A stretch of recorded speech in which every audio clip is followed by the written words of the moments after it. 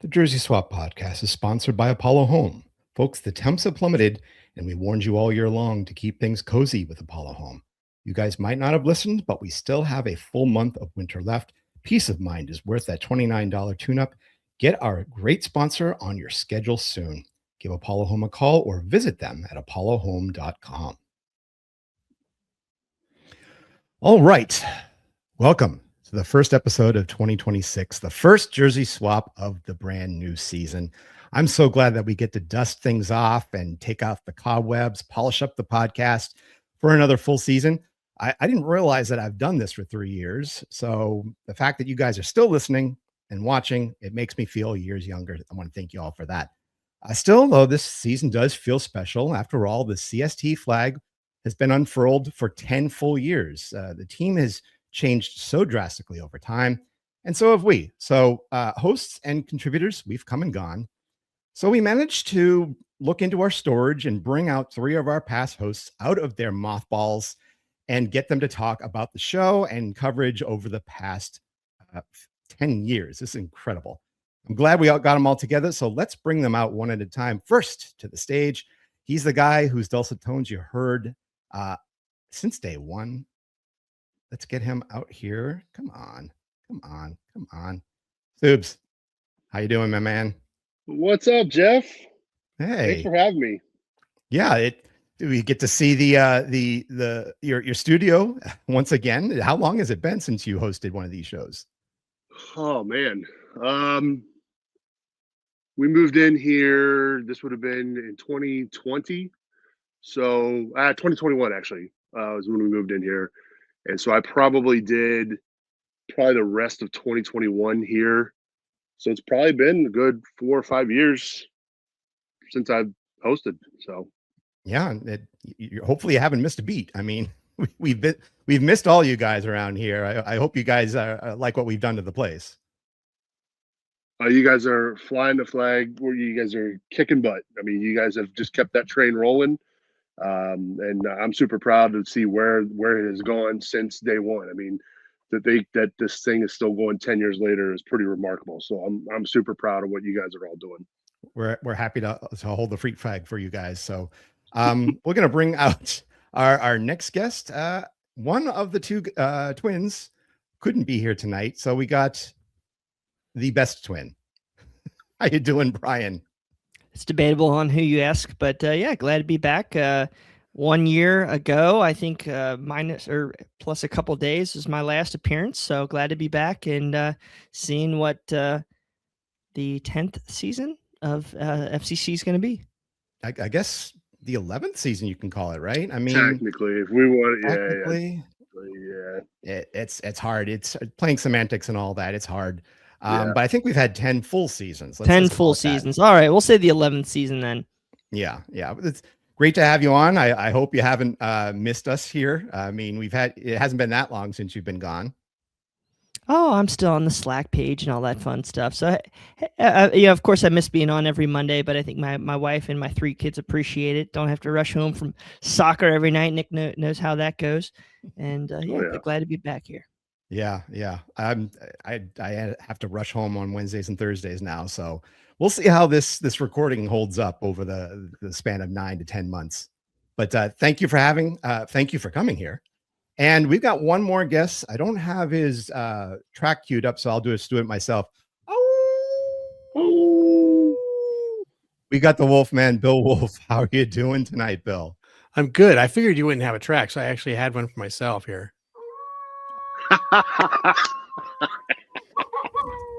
It's like it's on your phone, isn't it? Is that your ring? That's my ringtone. Yeah. No, it's not. It's not.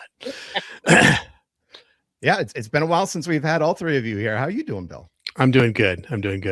So yeah, still performing solidly in the Bailey for us. Good to see you on the march. On TV all the time. Yeah. Maybe a little less than I used to. I'm getting a little older. It's kind of nice sometimes to sit out some games and just enjoy the family and the game itself. But yeah, still, I'd say let's call me 50% in the Bailey. So. We're all 50% right now. We're still getting ourselves together. At my age, 50% is pretty damn good. I'll drink to that. I'll agree with that. I wanted to have you guys in sort of the christen the new year. I mean, hopefully the new year's been good to all three of you and everybody that you love and cherish. But we also wanted to get you on to sort of celebrate 10 big years of CST. I mean, I think a lot of people that listen to this get a vague understanding of what day one was like. But I mean, can any of you maybe bring up what was day one like in terms of CST? That all depends on which day one, because Brad and I randomly recorded the Two Gingers podcast, and then like the next day at work, Brad's like, "Hey, I met this guy Nick Seuberling and Yosef Sagai, and I think we'd be better together."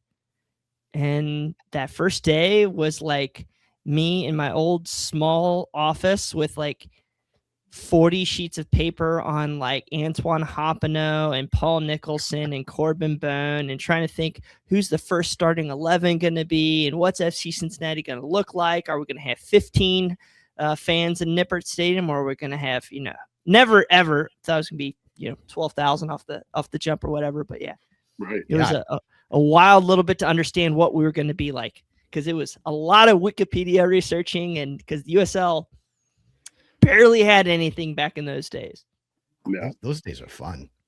Yeah, my day one's a little different. I mean, the minute I was previously doing another podcast, so I was covering the Bengals for 4 or 5 years at this point. And the minute that they announced that there was going to be a USL team in Cincinnati, I immediately came up with the Cincinnati Soccer Talk name, bought the domain. We didn't have a website initially right away. I reached out to FC Cincinnati to say, hey, I'm going to be starting a podcast on the team. And then they put me in touch with Yosef Sagai. Mm-hmm. And so Yosef and I went back and forth. Yosef had a couple of friends that were going to do it back then, 10 years ago. Yosef, I'm pretty sure, was still in college and had college friends. And you know what happens in college. You you think you're going to do things, and then we know how that goes. But to Yosef's credit, he stuck it out with me. We were going back and forth for months, like, hey, you want to record? And we just kept putting it off and off. And finally, we got to a point where the team was playing and getting ready to play down in Florida for their preseason. I said, well, we probably should get an episode out. And so, like Bryan said, I posted on Twitter, like, hey, we're recording the first episode. And then the next thing you know, I'm getting a DM from Brad saying, hey, can we join you? And the rest was history. So, yeah, I mean, it took off right away. And so that was kind of how the beginnings from my standpoint with CST. And of course, I wasn't there from day one, so I can't really give you the true beginnings. So, well, you're day one, maybe from your perspective. Yeah.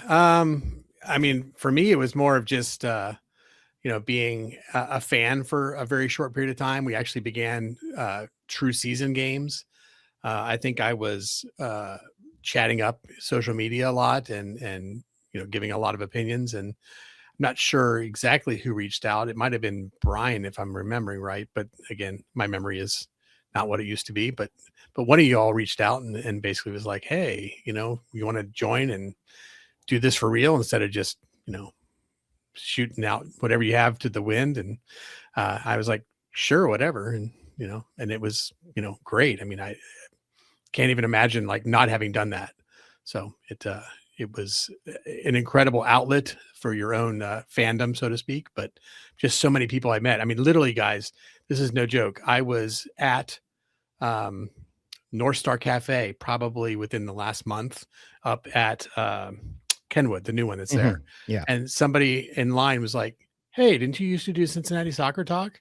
And I was like, I did, so. And I think, and they're still watching. That's the point, right? They're like, we watch it, and we miss you, kind of thing. And I was like, wow. The amount of youth soccer refs and coaches that I run to on a weekly or tournament basis is hilarious. How many they go? Which Twitch twin are you? It's funny that you guys say that, because there'd be so many times I'd come down with my kids to play at the Voice of America Park for tournaments, and I would wear my CST gear proudly. And nothing. Crickets. I got crickets. Well, I But mean, to be fair, I mean, you guys were more visible being down there at games and marches and whatnot, so that's totally understandable. I think you need a plaid suit to stand out, maybe, Subes. And- Right? or maybe we repaint you and we'll see how people will go with that. Oh, that was rough. You just didn't have a I hook. don't know why. Yeah, you just didn't have a hook suit. I mean, the suit for Jeff, the bad twin, good twin, the wolf howl. I mean, what did you have? I guess you're just kind of. Mickey Subes. Soup I is guess I awesome. had the bad tagline at the end, the watch your tackles. That's all I had. Yeah, no, you had the tone, you had the voice, you had the. You were had it Mr. all. CST for You quite were. some time. You were. Yeah, there's no I'm doubt. actually quite surprised you saying that people didn't recognize you. Yeah. So, I mean, from these various day ones, I mean, when they made this announcement, when they played their first games, what were your thoughts in terms of how far this could go? I mean, in terms of, I think a lot of us had MLS on the brain. We've had a feeling that we'd get the call up, but how far did you feel that this team could actually go? I think that there was always that aspiration there. I first ran into Jeff Birding at the LaSalle Athletics Boosters event where he was presenting about FC Cincinnati. He just kept saying, like, in a slide deck, the growth of soccer and how we get to MLS. And me and my brother were like, no way. There's no way. I mean, maybe this goes. We'll see what happens. And that was kind of like, a pipe dream. And then we show up to the first friendly in Cincinnati following their first Florida preseason at Xavier. They scrimmaged Xavier. And while it was exciting, everybody met at Listerman's. There wasn't much of a crowd there. I mean, a few thousand, and it seemed very much like old school USL, Dayton Dutch Lions, kind of like hodgepodge. Like, yeah, this is cool. Is it going to last? And I think I had a lot of doubt then. But then showing up that first night at Nippert versus the Charlotte Independents and seeing that first march, seeing all those people, like that first moment of that march, you're just like, this is something different. And then getting into the stadium and seeing 10, 12,000 people, you're like, this is that seems tiny now. That seems so small now. But like back then, I mean, in April of 2016, that was ginormous in USL soccer. So I think when that started happening, all those people, Jason Davises of the world, picked that up and they're like, oh, okay, Cincinnati, you got something. And then it just amplified and amplified and amplified. I think that's when it first started to click, like, this might be something. Yeah, I think for me, where I thought that this was going to be big, or really the big reason why I wanted to get involved was, I'll be honest, when they announced that John Harkes was going to be the head coach, I was like, whoa, okay, they are taking this pretty serious. You know, he was a U.S. Soccer Hall of Famer, great broadcaster. I mean, I still remember him on the 2010 call with when Landon Donovan scored the goal in the World Cup to advance. Like him, I think it was him and Ian Dark. When he came on board, I was like, whoa, okay, that was a big eye opener for me.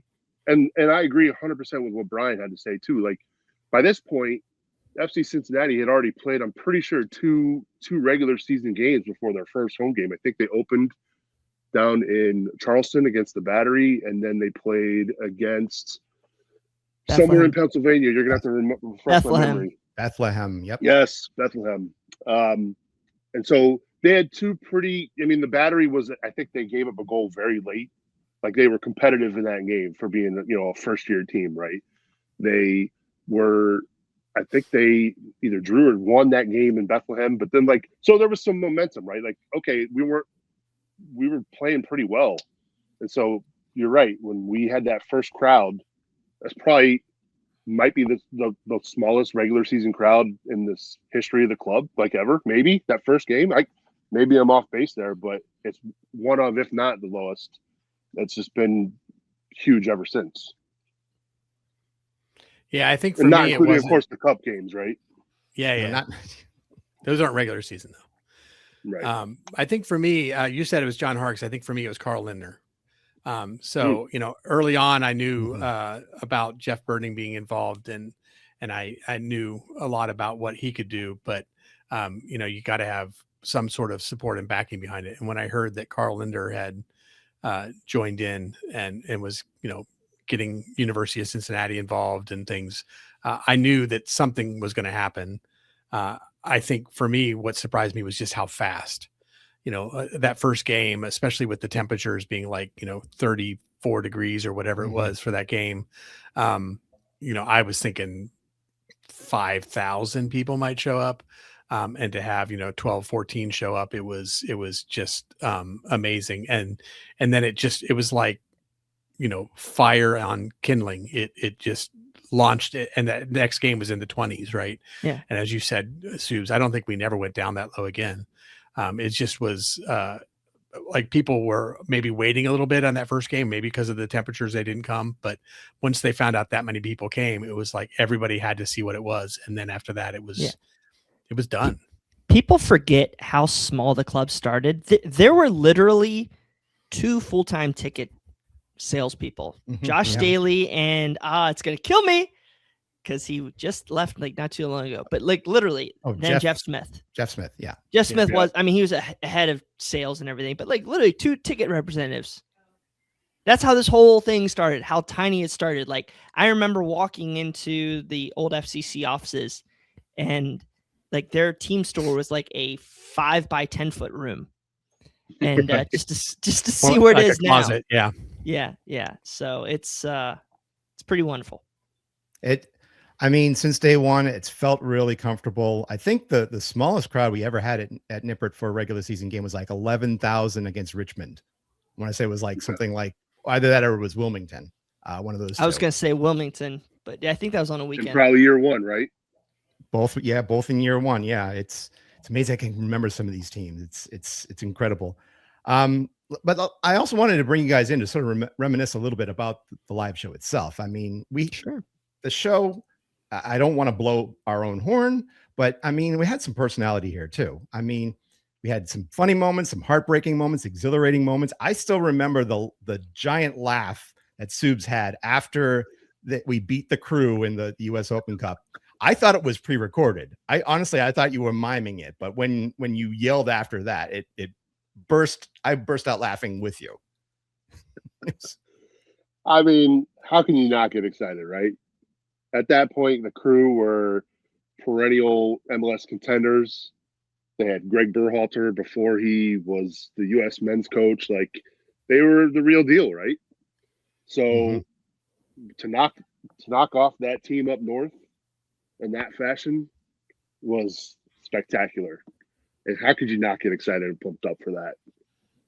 The best thing for me was seeing the Columbus fans yelling at Berhalter after that game. Yeah, that photography. Give that photographer a Pulitzer. That was incredible penmanship there. So hold on, Jeff. Let me bring this back in here. So we're talking about all these great moments and everything. I'm gonna have a little bit of a twin gripe session here. Okay, so I don't know if y'all like. These days, you can log on to StreamYard, or you can log on to all these different apps that came out after COVID where you can just talk to each other easily like this.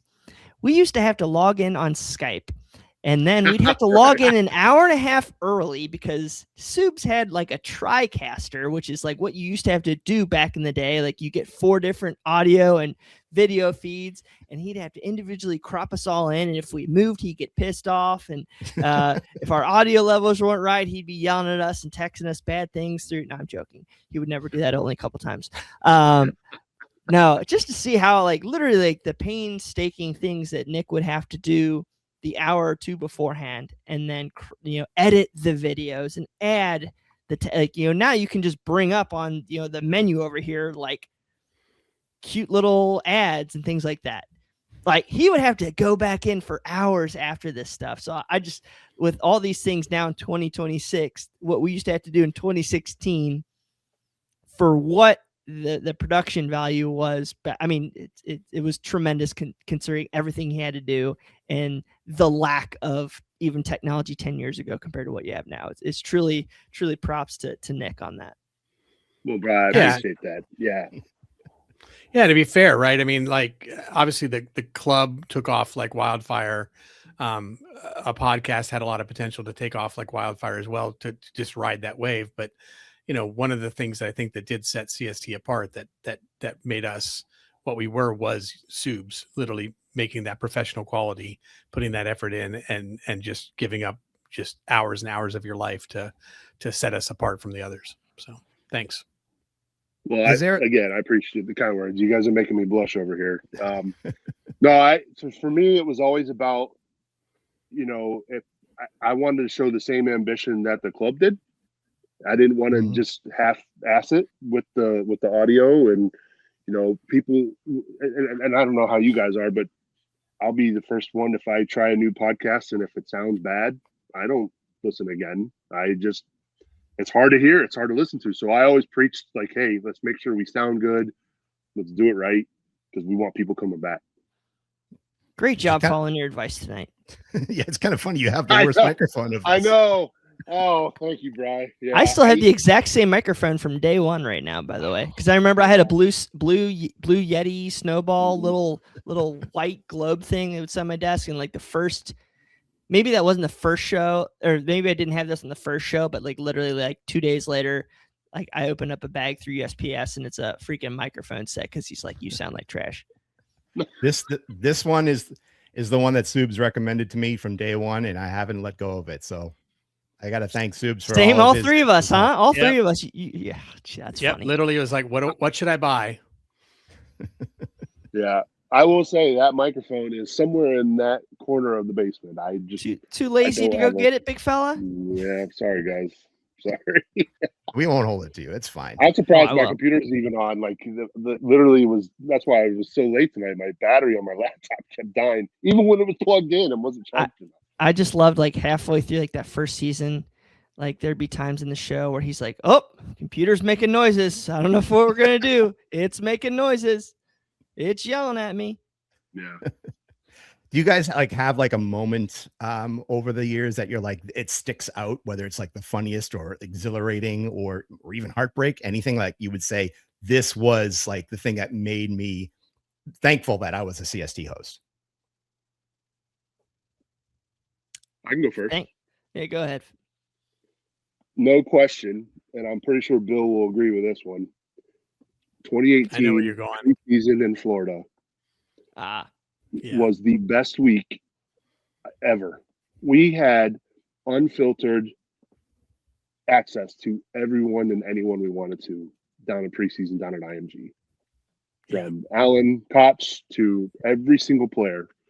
Bill did a tremendous job interviewing all these guys. I mean, we what was it at that point, 22 interviews or something like that in 1 week. Not to mention the little features we did for the games. We went to every training too. Remember, we used to do a daily like recap on just whatever sort of happened at the training. We do a couple interviews of somebody and get some, B footage and put it all together into a nice little training. The funny part about that trip, so I'm I'm down in Florida. Bill and his wife were kind enough to take me in for the week. We shared a house there, an Airbnb down in Sarasota. We'd come home from training and we would go our separate ways. Like I would be in the room, I'd be editing all hours of the night. Yep. I might come out for dinner, but I would get done 11 o'clock. I'd go to bed. We'd get up. We'd go to training. We'd record our stuff. And then the same thing. So we would find time to go out to eat and whatnot, but it was, gosh, it was so amazing. And Bill, you did a tremendous job with all those interviews. I'll go back and watch those from time to time. And just, I loved it. It was so much fun. Oh, it was a blast. And the qualifier, Jeff, that you put in there of thankful or whatever to be part of this podcast, that definitely is the event. And like Sub says, he was completely antisocial and unfriendly. Once we got done with all the work, he was like, we'd be like, where do you want to eat? And he's like, I don't care, whatever, something simple. And then just disappear. And he'd spend, 3-4 hours trying to get the stuff ready to upload. But yeah, you worked tirelessly. It was crazy. Yeah, I know. Exactly. but that's what it was then, right? I mean, and it wasn't even as simple as the podcasting in the sense of like, making all the edits. It was lots of things, because it was, an interview with this guy, an interview with this guy, an interview with this guy, and a bunch of beef footage, and you'd mix it all together, and then you and I would have some talking in between, and somehow you put it all together and made every one of them look, 6 o'clock news professional. It was awesome. It was a lot of fun. I remember also there was a new player that signed that week that we literally recorded the welcome video for FC Cincinnati. Fumi was like, "Can you record a video?" Yeah. I want to say it was a left back. Wasn't Josu? No, He was mid-season the season before. I want to say his last name was Smith. Painter? Smith. Maybe Blake Smith. Blake Smith. Blake Smith. Good job, Brian. Not a left I back. knew I could count on you. Definitely not a left back. Was he a right back? No, defensive center. Actually, he might have been.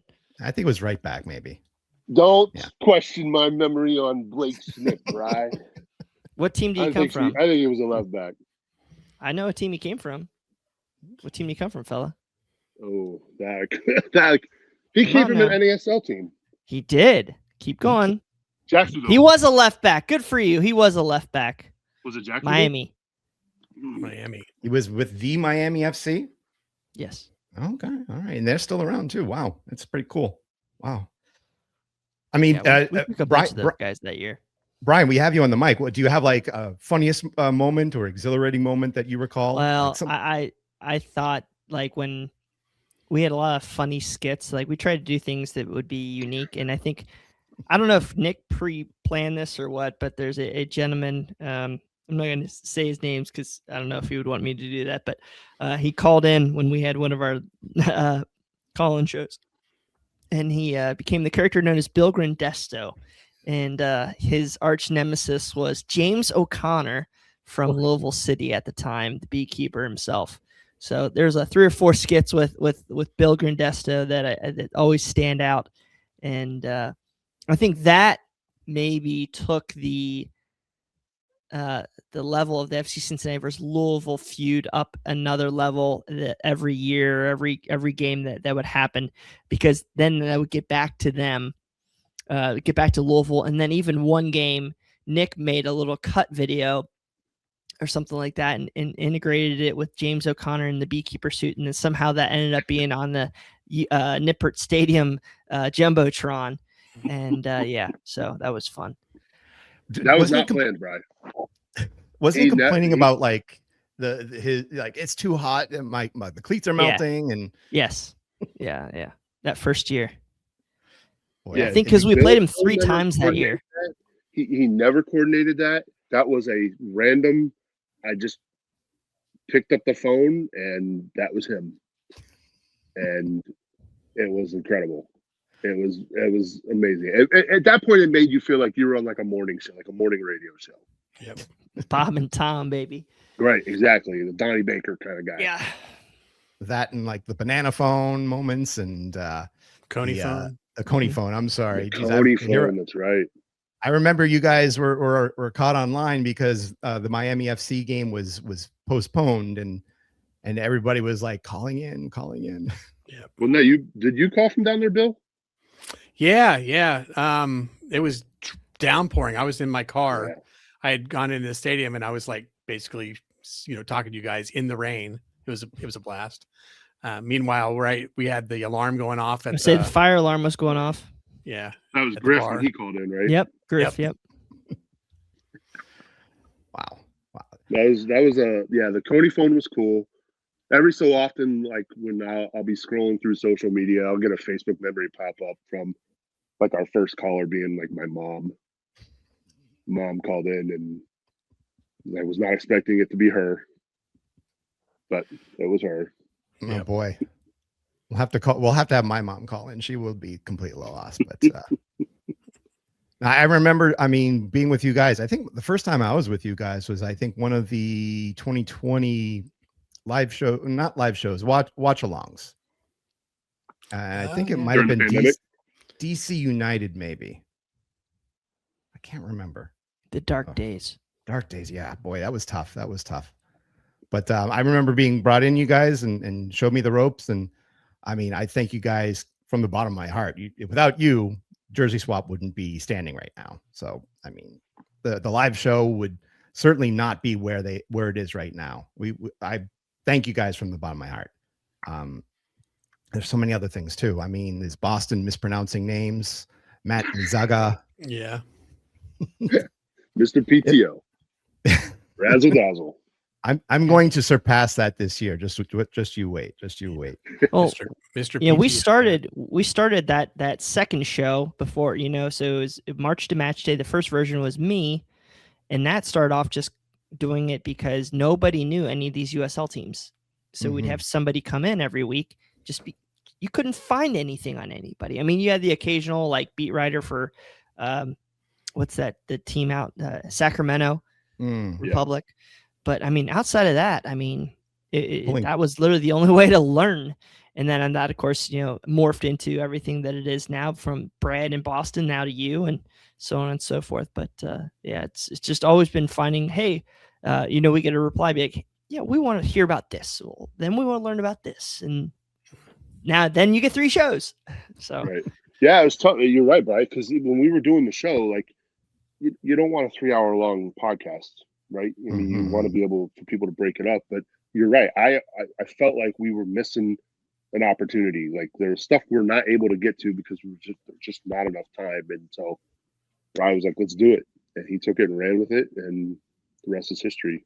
We got that email quite a bit too about like the tactics side of things. Like, I want more tactics. I'm like, well, again, we only have so much time, and that's why talking tactics took off. And yeah, we gave the people what they wanted.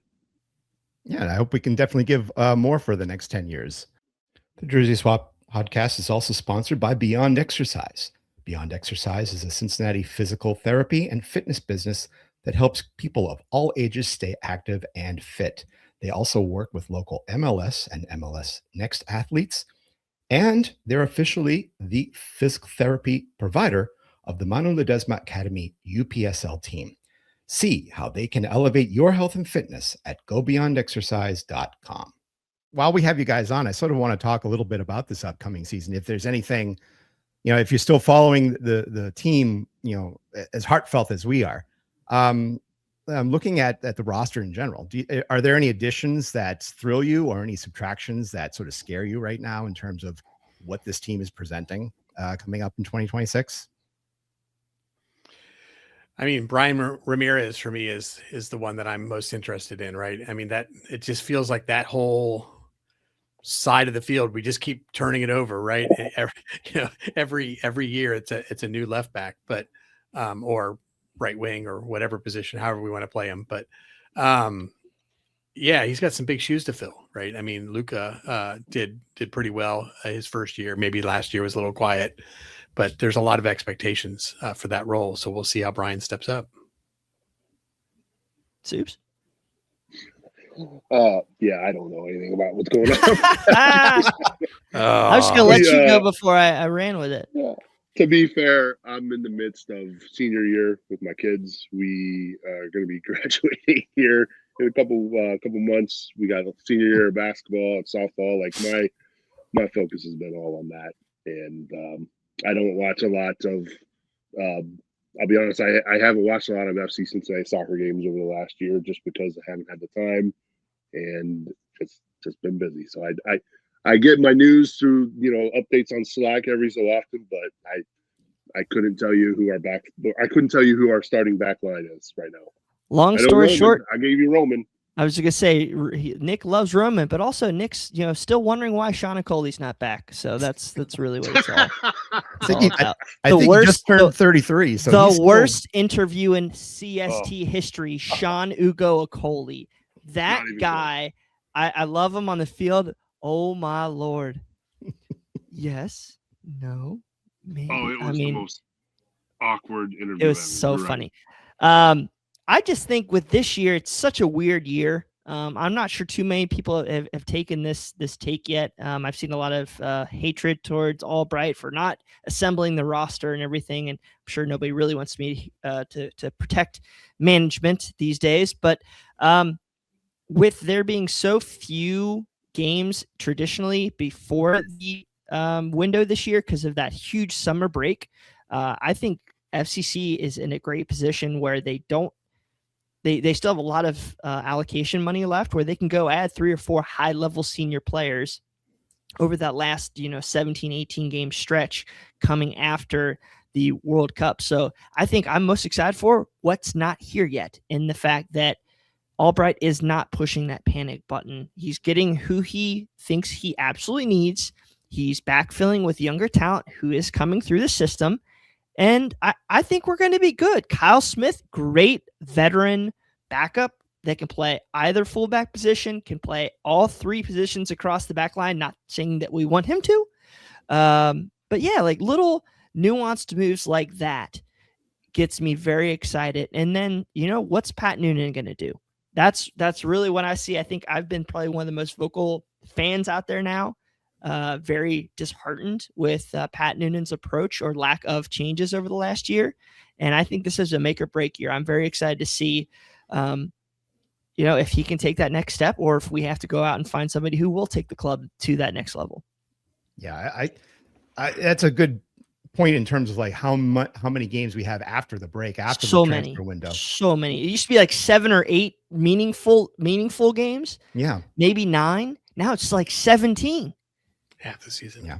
It's huge. I just really want FC Cincinnati to have a good showing in this summer's World Cup. As long as they have a good showing and get out of the group. Schweinsteiger fan, huh? Sorry, guys. Very good. You remember that very well. Very well. I, in that vein, though, golly, do I want to see Miles or Roman make the team? I want to see that so bad. I don't care if they have to leave in April or whatever. I want one of those boys on that team so bad. So bad. I want my boys to see our guy on Team USA. I don't care if he plays or not. I don't care if just see him warm up. Because that's what it's about. That's why we started this whole thing, is because we wanted to get more people involved. Mm-hmm. And now I have a 10-year-old son who plays, almost 11-year-old son who plays club soccer. I have a 6-year-old who's getting into high-level soccer. I have a daughter who's wonderful. She loves going to the games. But that's what we're here for. It's to make those memories and to get people involved. And to, like, what did we say? Like, the first couple of years, we would say, eat the ticket cost, bring a friend, get them there. If somebody's not using it, don't sell it, bring them. Yeah. Get them hooked. Now we have a 25,000 seat stadium. It's just surreal. Yeah, 100%, Brian. I also agree with you on the coaching, right? I mean, I think we've seen ownership has stepped up. There's been some big spends. Albright has brought in some big DPs for us. We should be dominating some of these games that we're not. And I think we've just kind of felt like, we've done well. I mean, gosh, we missed Supporter Shield by 1 point last year. Mm-hmm. Obviously a very successful year in that sense, but then you just don't feel like in the games that matter, we have that killer instinct we need. And, for me, one of the big changes, is Dom Kinnear, right? We let Dom Kinnear go. It's kind of quiet for some people in the background. They may not have, really thought about it, but ultimately, from what my understanding, he was driving the offensive side of the tactics for this team. So, was it Dom? Was it Pat? Was it a combination of both of them? Does Pat need somebody to give him some new thoughts and some new ideas? I don't know what it is, but we did make a change. And that's what I'm looking for this year is Denke, Evander. We got to see more out of those two than we saw last year, and not just individually, but together. And hopefully we see a change this year with the new assistant coaches we have. And if not, we probably do need to start thinking about what do we need to do different at a coaching level, because, for the money that's being spent, for the expectations we have, I think it's disappointing in some of these big games. So what are the expectations? Go ahead. Sorry, Sue. I was going to say, I will say the few times I did watch the team last year in games that Evander and Denke did play together, I just never felt a connection. And maybe it just seemed like Evander wanted to be the guy instead of it being the forward who we paid a lot of money to go score a lot of goals. And maybe I'm wrong, guys. It just, from watching it, it just seemed like there was never. It just seemed disconnected for some reason. Yeah, and everything I heard about the locker room was that those two got along great. And there was not a personality issue. There was nothing there that, they both wanted to be the hot shot. They both seemed like they wanted to work together. We just didn't see it on the pitch. I don't care. I'm on Team Evander, dude. That guy rips shots, and I love guys that rip shots and then score like he does. So yeah, I'm all for it. Do what Evander wants and build around him. And then, you saw both of them like getting like there's clubs interested. So, I mean, who knows what it'll be like in 6 months, but let's enjoy them while they're here. But I do think Evander, man, he's made me forget Lucho so fast. And that's just, yeah. I really think that what you saw last season felt a little bit like 2021 in some sense, where like we had the talent. It's just they just weren't stitching themselves together very well. And eventually, with good coaching, with good support, things filled out in 2022, and they snowballed from there. So I have high hopes and expectations. What do you guys have for expectations for this upcoming season? It's all about CONCACAF Champions Cup to me. I mean, playoffs and everything, that'll be what that'll be in 9-10 months from now. But I want to see our guys do well in that tournament. I think we have enough quality. We will not have tons of legs on us yet, like a tough summer tournament might be. So, I think we have to make a run there to show just how far we've come as a club and as a league. And I mean, you've already seen that this past weekend with San Diego putting up 4 versus Pumas. So yeah, I mean, we're going to get a Mexican team in that second round, most likely. So yeah, let's go for it. Yeah. Great advantage of the fact that a lot of our team, we didn't do a lot of turnover, right? Yep. So and we had so much last year that we just couldn't find our groove right off. Yep. Except in Jamaica when we scored like 4 goals or whatever that was, but yeah, we scored quite a bit against or at home versus them. That's what it was. Yeah, down there was tough, but yeah. I don't know. I guess for me, I know Brian's been beating on that CONCACAF drum for a while. For me, I gotta see this team get to MLS Cup. Like they got to get to a final. They were right there just not that long ago. Yeah, I feel like we're regressing a little bit. Like we need to get to MLS Cup, whether we win it or not. But getting to the whether we win it or not, come on, we're not a Bengals fan here. You know what I'm saying? Like they've got to get there, right? They've got to be a over deep that run. Eastern Conference home, right? Exactly. Yeah. Only get there, not have to run into the No, messy, get there and go win rigged it. train. You know what I'm trying to say? No, I'm with you, Subes, because I feel like CONCACAF is great, and I think there's some possibilities with the fact that we have so much of our team coming back from last year. But I feel like the albatross is the MLS Cup, right? And 23 was the year, right? Supporter Shield.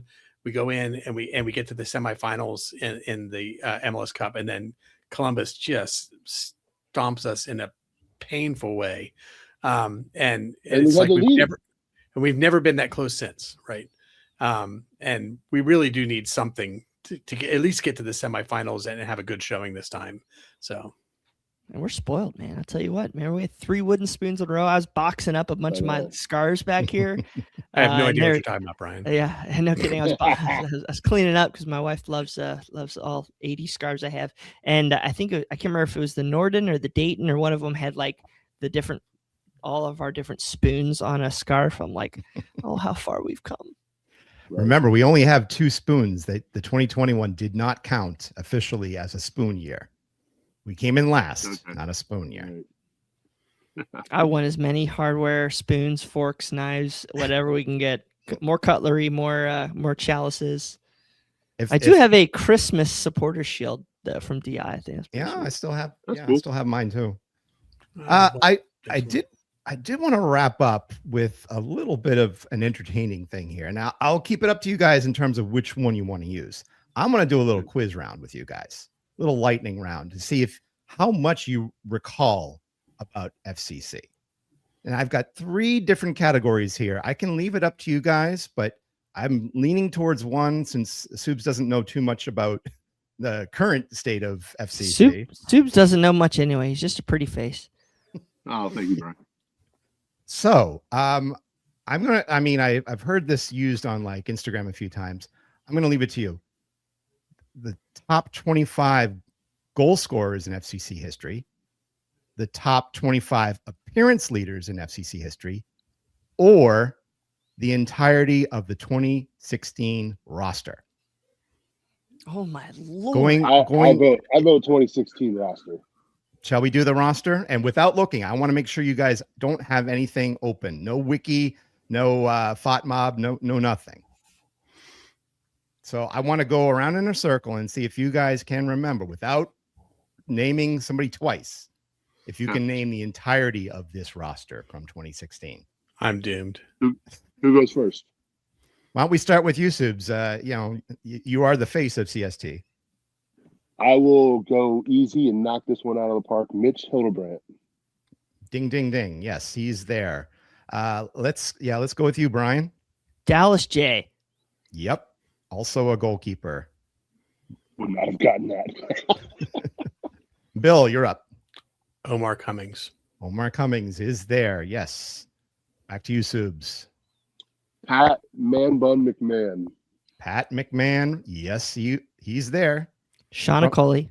Shauna Coley. Yep. Keep going. Bill. Andrew Wiedemann. Andrew Wiedemann. He was onside. Up to you, Subs. Pennsylvania Messi. Jimmy McLaughlin. Jimmy McLaughlin. Yep. Keep Kenny going. Walker. Kenny Corbin Walker. Bone. Corbin Bone. Those are the easy. Those three should come easy. Subs. It's back to me.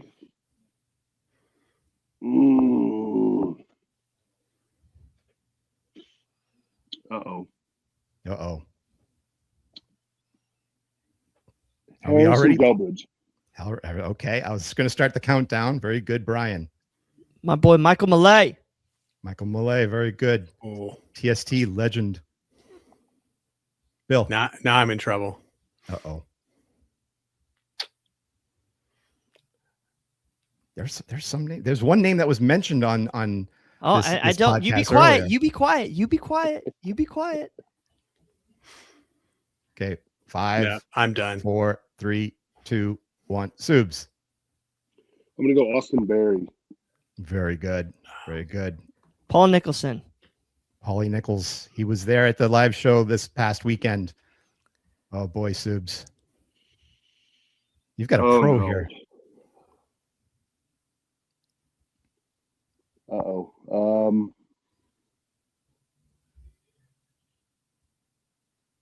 2016, huh? Mm-hmm. I'm gonna keep going. I can keep going. Okay. Hang on. I'm gonna have to start up the countdown here. 10, 9. I got 5 in my head 7, already, dude. You're not gonna win. 6, 5, 4, 3, 2. Tyler. 1. Hang on. Tyler. Left back. Tyler.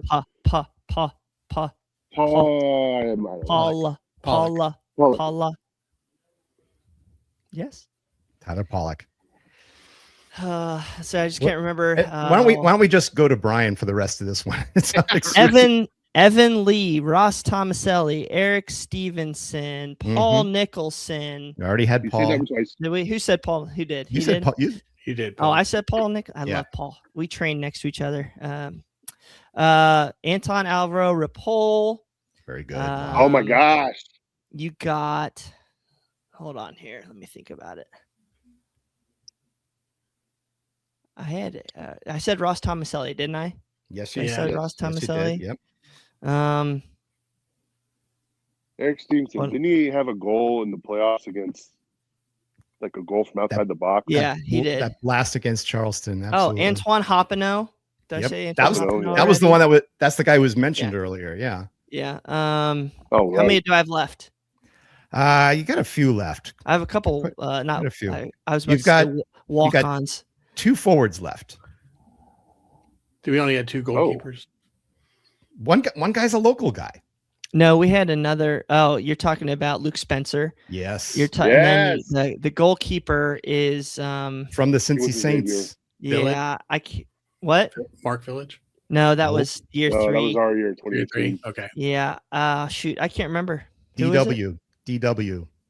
Danny Williams. Dan Williams. legend against I don't think it was Crystal Palace, was it? Yeah. Yeah. Yeah. Yeah, And then probably you was. had Luke. You had another Luke in Yeah, there. Derek Luke. Yep. Derek Luke. Yep. Didn't we have Let's another see. Walker? How many more am I missing? We had another Walker, but that was Year 2. Year 3. Oh, you had the Omar Muhammad. Omar Muhammad. Yep. Right. I think that might be the last one. No, there's one more. One guy that we got in the middle of the season. Josu? He had 1 goal for us. No. Oh, Is it the guy that middle of got the kicked season. off? Nope, it's not the guy who got kicked off. It's not the guy who got traded for Who was it? Danny. For Danny Kunik.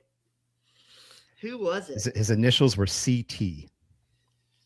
CT. He played for Scored the a goal? Wilmington Hammerheads. He scored a goal for us.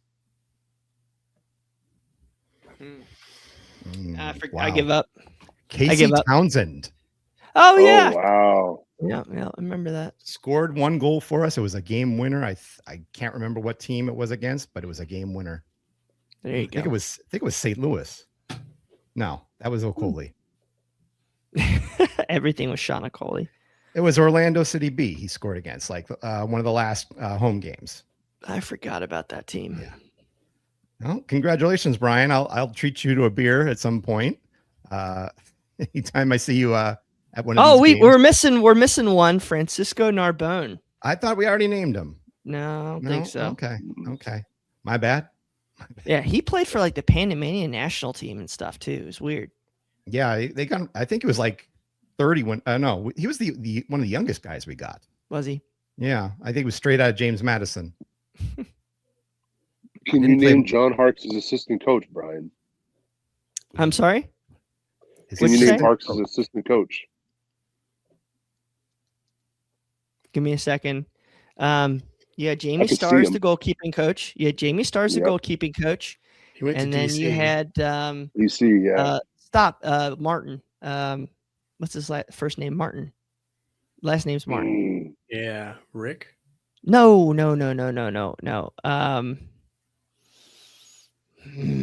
Ryan Martin. Ryan. Ryan, yep. That was close. Rick, Ryan. Rick Ryan, same, different. He's the head coach somewhere big now. Wow. I'm impressed that you got it that many Dude, I'm a loser. from the roster. That's incredible. Especially how much I drank back then too. I can't remember. I don't drink anymore, fellas. I've been a year sober. Yeah, let's Jeez. go. Me. Congratulations. Over a year Excellent. sober. crack 13 open a months. crack open a liquid death, or Canada Dry in your case right now. All right. I don't know what else to say. I mean, I'm speechless. I'm so glad, so grateful to have you guys show me the ropes to be a part of this incredible machine that you guys have put together. I'm glad we haven't broken it yet. I'm glad it's still on the track. But most of all, I mean, if there's anything that we can do to repay you guys, whether it is a beer or a Canada Dry at a bar, I mean, we have everything to thank for you. I mean, Joseph and Boston and everybody else. I'm sure that I'm forgetting along the way. But Michael Walker. Yep. He's the guy who showed me the ropes twice. Then, I mean, That's right.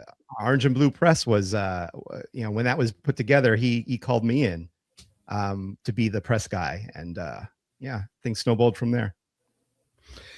Well, I would say you can pay us back by just keep flying the flag and just keep, making this happen. And, I mean, I think we're pretty excited for where CST is these days and where you guys have taken it and how you're treating it like your own. So, well, if you guys are ever like want to come onto the shows or heck, if you want to host one of these, I can be Mr. PTO for a few times this year. Come on in and be a temp host for me. That's No, you got too big of shoes to fill. We can't do that. We'll see. Plus, I don't fit in those suits. But I once again, I want to thank you guys for joining me. This is a great episode that we're going to hopefully we'll release it this week, and we'll put you guys back in storage and bring you back out in another 10 years. don't wait that long. Yeah, But thank you for having us, Jeff. Thanks for putting it together. Bill, Brian, it's great seeing you as well. Fun little trip down memory lane. I'm glad to see you and your families are doing well also. So, Yeah, if you make it down south, let us know. I have yet to sit in the New Bailey. Oh, geez, man. You don't sit in the Bailey. Yeah, I was just gonna say you in the don't Bailey. sit. I've only been Oh. in there once. We'll You've crack only been open- in the Bailey Never been in once? Really? Once. One game. It Wow. was I've actually actually been in maybe 2 that's games at the new stadium. maybe it might not be true. There's a U.S. Open Cup game that I went with Boston and Brad and Jason Ashcraft. I think we sat in the Bailey, but the was other that time the- was the first home Columbus game in the Was that the- stadium. Pittsburgh U.S. Open Cup game or the Louisville one? No, definitely wasn't the Louisville one. Might have been It the was, Pittsburgh one, maybe. I think it was a USL game. All And right. maybe it was Louisville. I don't know. It was only Maybe- I think maybe- they only won 1-0. I don't know. I'm Doesn't matter. surprised we mentioned them anymore on this show, anyways. Dude, I want to They play still down there. I want to play in the U.S. Open Cup, and I want to play down there so bad. But I don't thought you think we're- hated the U.S. Open Cup. I just want to play them. I could care less about that trophy and everything. Do they but still yeah. have a team? Oh yeah. Yeah. I never hear about them anymore. I never hear from their fans anymore. Yeah. We'll send them your way, Subs. Yeah, if we want to What's, talk about what- memories, by the way, you guys remember the GB lion crawl? Oh yeah, The sure. line crawl. The I I remember bite. Brad and Sub's parents getting kicked out of Louisville Slugger Stadium for doing Yeah, yeah. nothing. My mom. Yeah, there's a picture of Brad like with the police officers like, hey. So good. Shouldn't have been in the front row. Shouldn't have been in the front In the row. front row. Shouldn't have the thrown risk. streamers. It's the risk. Yeah. Streamer The gate. funny story about, I don't know if you ever knew about the streamer gates and everything, but essentially if you were is it the first or second year that happened? Second. Right, Either Second way, year. Second year. Either It's the way, same. like 15 FCC fans got thrown out because of streamers were thrown out of the FC Cincinnati fan section onto the field, and they were Grass. mad. Yeah, and then like the next game, whoever it was, I want to say DI or Pride, people brought in like a wacky, crazy inflatable arm man. Yep. That was what that was. That was 2018, and it was a monsoon down there, and they had to call it in like the 36th minute.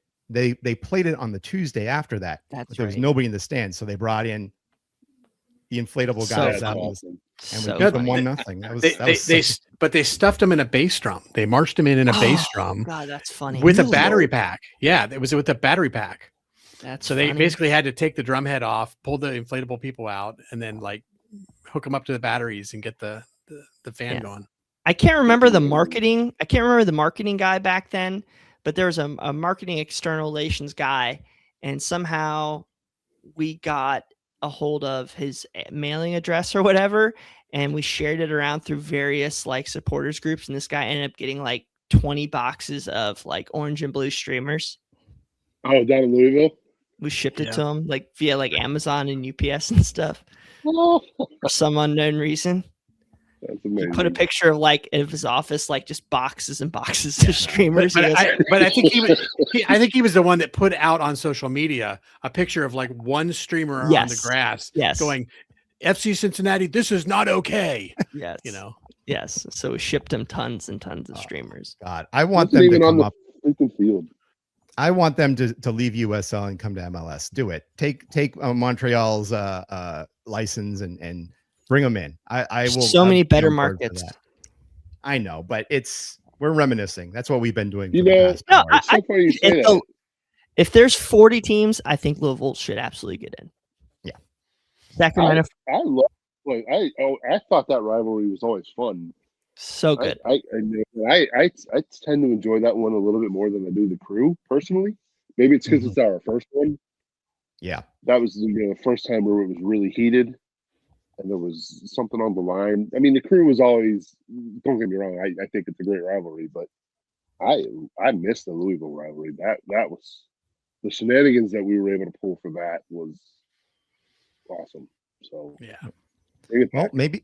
maybe they'll put FCC2 back into the US Open Cup, or maybe some year we're just not good enough to do what we did currently, and we're 21st place and we automatically qualify for it. You Good never times. know if You they're never know. if they're D1, they might have a qualifying bid to the CONCACAF Champions Cup. You never know. You never know. You never know. And that's the great thing about recording with you guys. You never know. So once again, we'll wrap this up. We're getting close to the hour. I'm certain that kids are getting impatient in the background. But I want to thank Subs. I want to thank Bryan. I want to thank Bill. You guys are awesome. Thank you for jumpstarting this entire crazy thing that we call CST.